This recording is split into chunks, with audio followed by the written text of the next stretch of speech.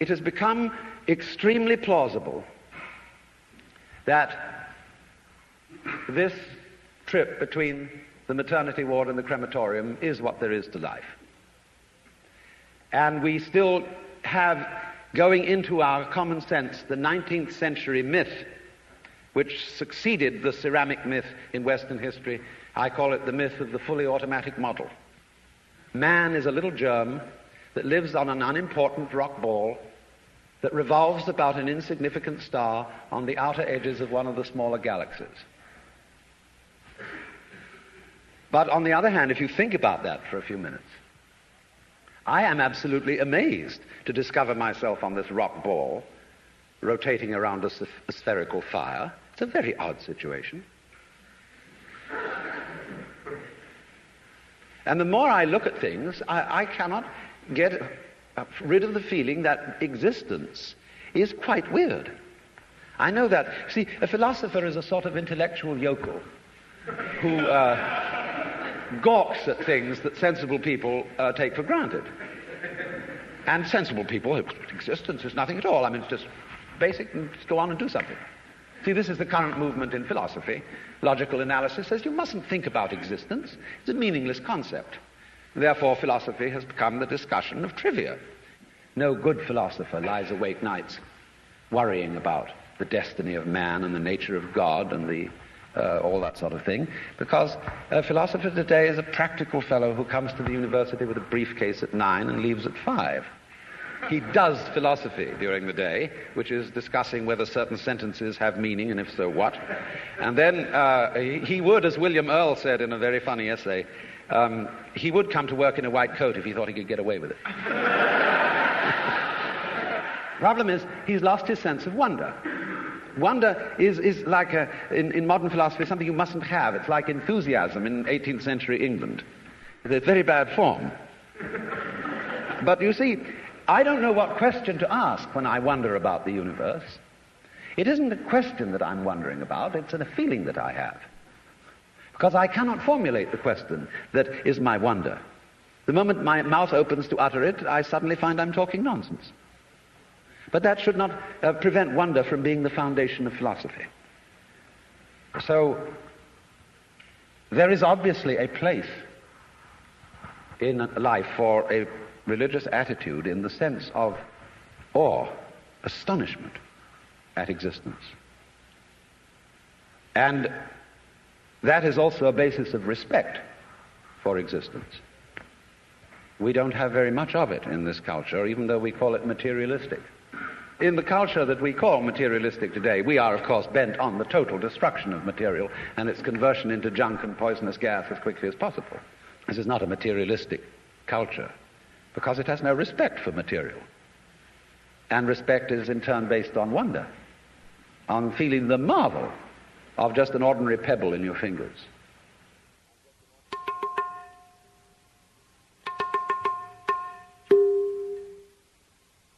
Look, here is a tree in the garden, and every summer it produces apples. And we call it an apple tree, because the tree apples. That's what it does. All right. Now here is a solar system inside a galaxy. And one of the peculiarities of this solar system is that at least on the planet Earth, the thing peoples. In just the same way that an apple tree apples.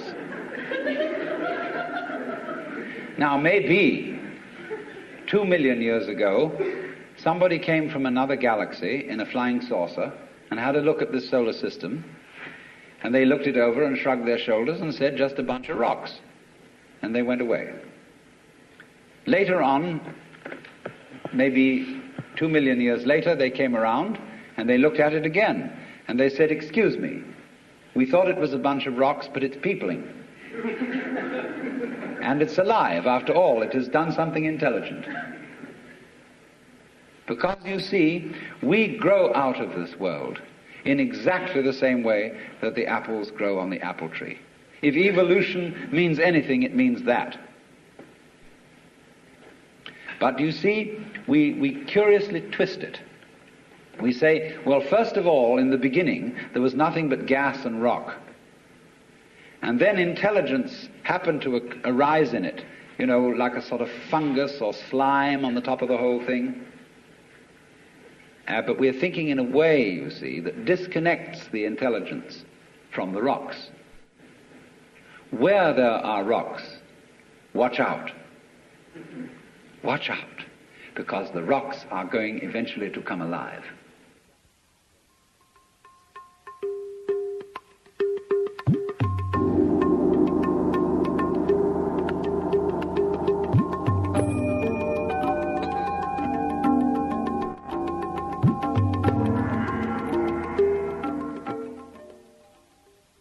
Theology has not, as a matter of fact, had a very distinguished record in promoting the study of other than the Christian religion.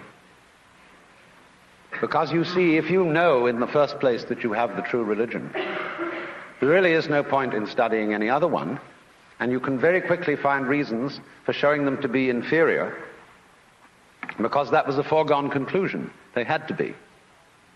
Because if, for example, you get into discussions as to whether Buddha was a more profound and spiritual character than Jesus Christ, you arrive at your decision on the basis of a scale of values which is, of course, Christian. And in this sense, the judge and the advocate are the same. Now, as you know, I'm not being very fair and very kind to modern theology. But there is this strange persistence of insisting that our group is the best group. And I feel that there is in this something peculiarly irreligious, and furthermore it exhibits a very strange lack of faith. Because I believe that there is a strong distinction between faith on the one hand and belief on the other. That belief is, as a matter of fact, quite contrary to faith. Because belief is really wishing. It's from the Anglo-Saxon root leaf, to wish.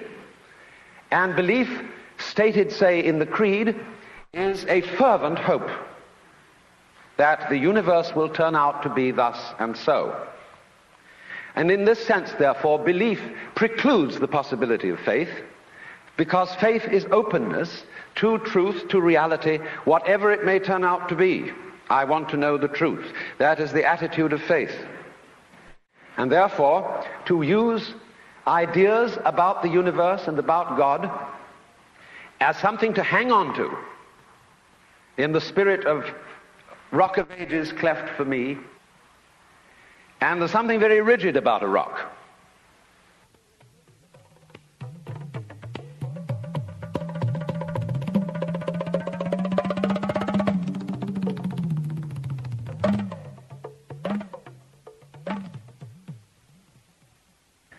And we are finding our rock getting rather worn out in an age where it becomes more and more obvious that our world is a floating world.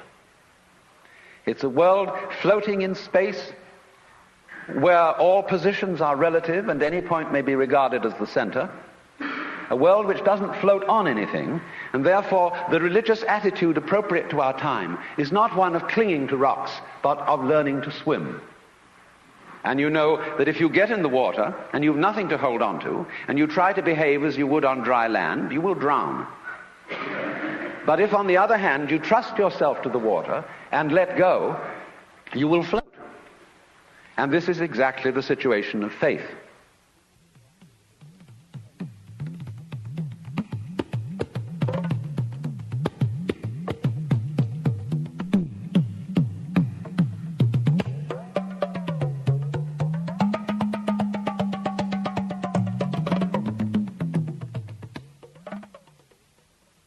I had a friend who was studying Zen in Japan, and he got pretty desperate to produce the answer of who he really is.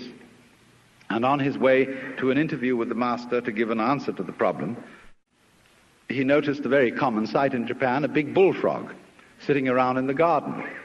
And he swooped this bullfrog up in his hand and dropped it in the sleeve of his kimono. And then he went into the master, And to give the answer of who he was, he suddenly produced the bullfrog. And the master said, too intellectual.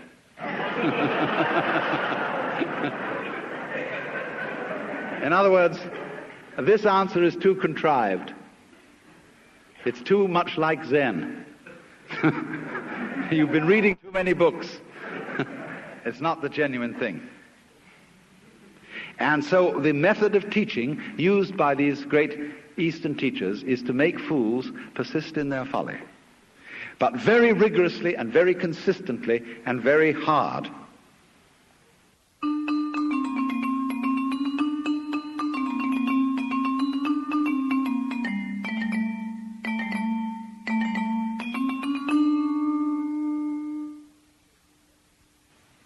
Now, if you go to a Zen teacher, he'll say, well, I have nothing to teach. There is no problem. Everything's perfectly clear. And you think that one over. And you say, he's probably being cagey.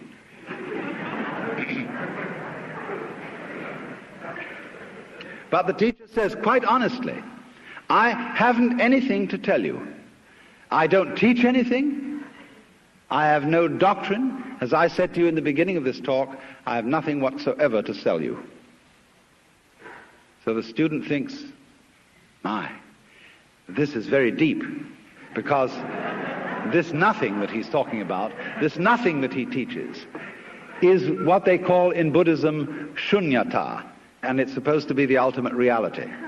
But as you know, if you know anything about these doctrines, this doesn't mean real nothingness, not kind of just nothing there at all, not just blank, but it means no thingness. It's the transcendental reality behind all separate and individual things, and that's something very deep and profound. So he knows that when the teacher said, I have nothing to teach, he meant this very esoteric no thing. Well, he might also say then, if you have nothing to teach, what are all these students doing around here? And the teacher says, they are not doing anything. They're just they're just a lot of stupid people who live here. And he knows again, you see, the stupid doesn't mean just straight stupid, but the higher stupidity of being people who are humble and don't have intellectual pride.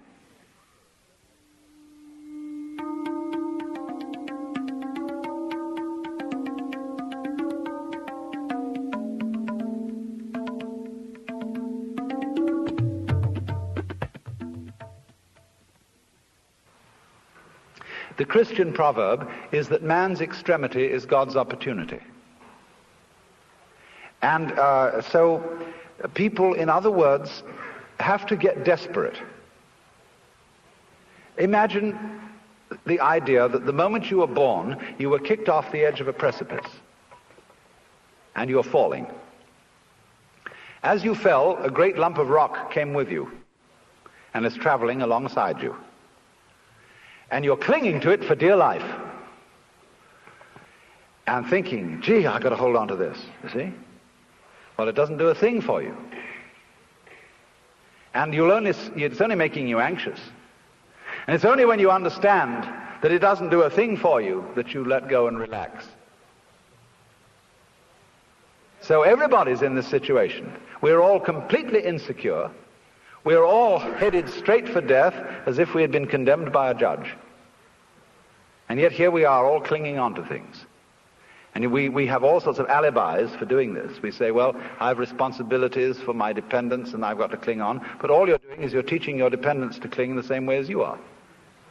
And making them miserable by learning to go on surviving compulsively.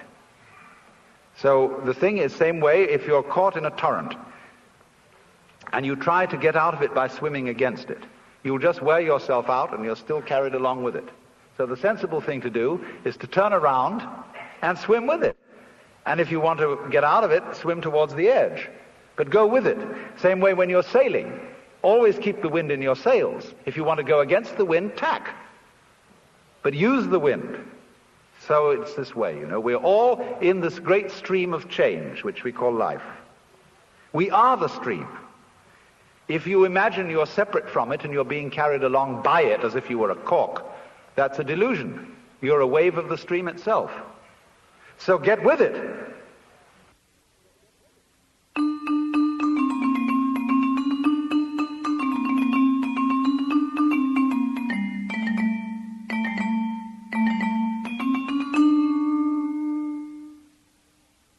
So you perform a discipline by experiment, by reductio ad absurdum of his premises. And so in the same way, the guru, whether Hindu or Buddhist, performs a reductio ad absurdum on the premise of the skin-encapsulated ego. Well, what happens then? You might imagine from garbled accounts of Eastern mysticism that one thereupon disappears forever into an infinite sea of faintly mauve jello.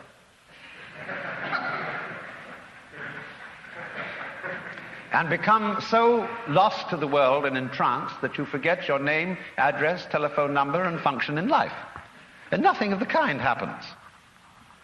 The state of mystical illumination, although it may, in its sudden onset, be accompanied by a sensation of tremendous luminescence and transparency, as you get used to it, it's just like everyday life.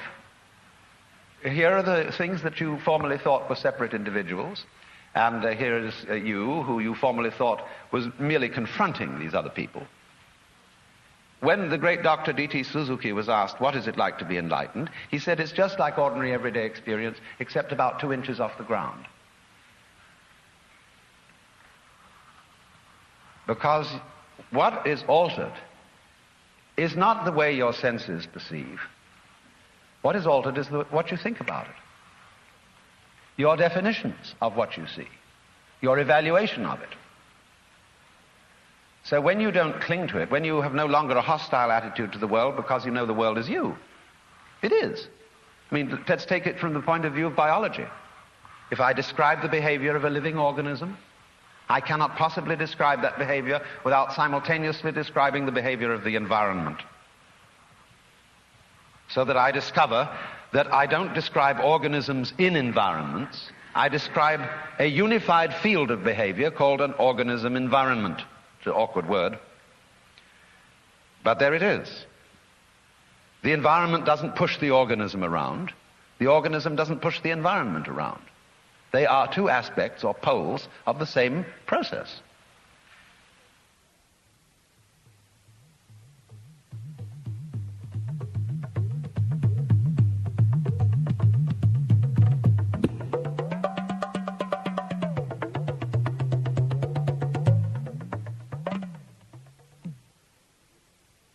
You see, in the history of philosophy and poetry and art, we always find the interchange of two personality types, which I call Prickles and Goo. The prickly people are advocates of intellectual porcupinism. They want a rigor. They want precise statistics. And they have a certain clipped attitude in their voices. And you know this very well in academic circles, where there are people who are always edgy like that. And they accuse other people of being disgustingly vague and miasmic and mystical. But the vague, miasmic and mystical people accuse the prickly people of being mere skeletons with no flesh on their bones. And they say to you, you just rattle. You're not really a human being. You know the words, but you don't know the music. And so therefore, if you belong to the prickly type, you hope that the ultimate constituent of matter is particles. If you belong to the gooey type, you hope it's waves. If you are prickly, you're a classicist. And if you're gooey, you're a romanticist. And going back into medieval philosophy, if you're prickly, you're a nominalist. If you're gooey, you're a realist. And so it goes. But we know very well that this natural universe is neither prickles nor goo exclusively. It's gooey prickles and prickly goo. And you see, it all depends on your level of magnification. If you've got your magnification on something so that the focus is clear, you've got a prickly point of view. You've got structure, shape, clearly outlined, sharply defined. When you look out of focus, it's going to go bleh, and you've got goo. But we're always playing with the two, because it's like the question is the world basically stuff, like matter, or is it basically structure? Well, we find out, of course, today that in science we don't consider the idea of matter, of there being some sort of stuff, because supposing you wanted to describe stuff, in what terms would you describe it? You always have to describe it in terms of structure, something countable, something that can be designated as a pattern. So we never get to any basic stuff. There is a sense in which the universe is purely game, but not in the sense of a one-upmanship game, but in the sense of music, which is lalling with sound, is dancing delightfully with sound, you see. And nobody was ever able to give a better account of what it's all about. I mean, let's take the traditional Christian account of what the angels do in heaven. Why, they sit around the throne of God and sing Alleluia, Alleluia, Alleluia, and they're going, you know, so it's not just Alleluia in a sort of formal way, but they're going,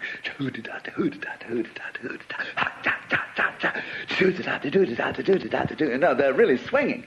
And by the time you know where they are, the swinging has reached such fantastic proportions. And they've thought out the most amazing little goody-doody-doody-doody-doos that you've got the whole physical universe happening. See, that's the way it starts. And so, I mean, this game is great.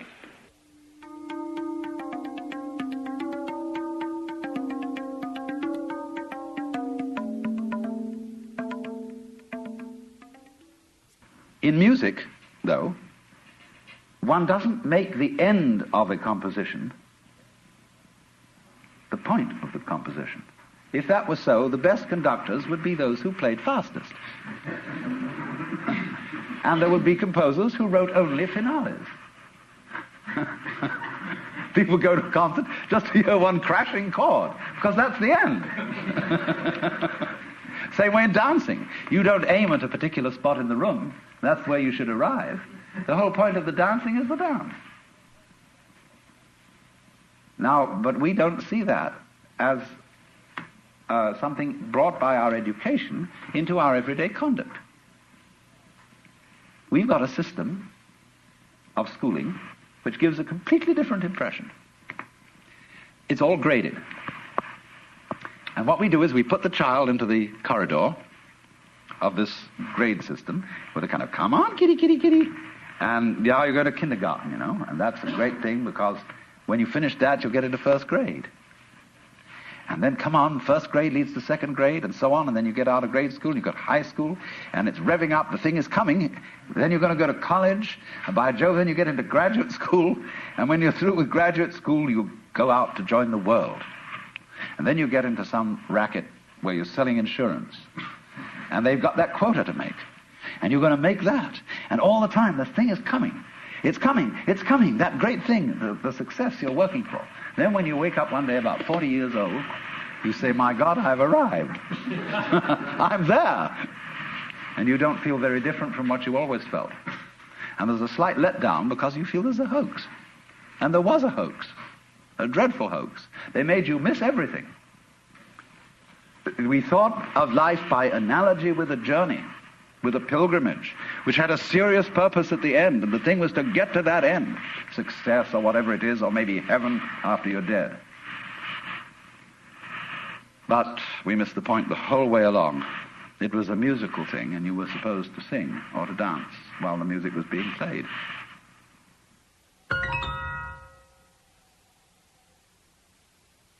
Why do we love nonsense?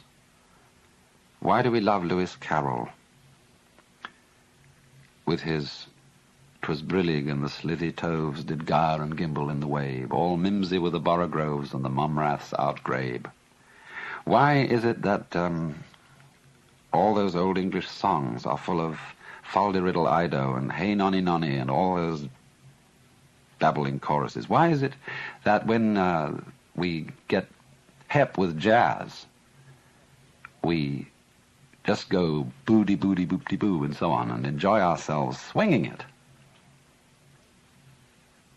It is this participation in the essential, glorious nonsense that is at the heart of the world, that isn't going anywhere, that is a dance. But it seems that only in moments of unusual insight and illumination that we get the point of this, and find that thus the true meaning of life is no meaning, that its purpose is no purpose, and that its sense is nonsense.